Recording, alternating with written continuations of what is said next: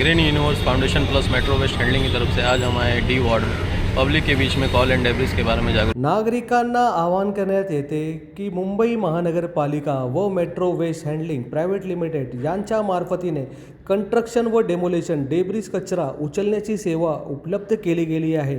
कृपया करून आपला डेब्रिस कचरा इकडे तिकडे रस्त्यावर न टाकताना मुंबई महानगरपालिकाला देण्यात यावी।